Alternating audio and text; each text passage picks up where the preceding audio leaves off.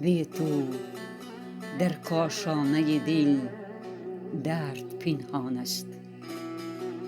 بر سرم ابری مصیبت همچو باران است. هر طرف از غصه هایم دود آهی است. از سر هر تار مو اشکم روان است.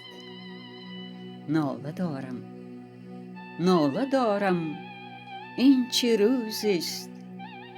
باغ عشقی من گرفتاری خزان است.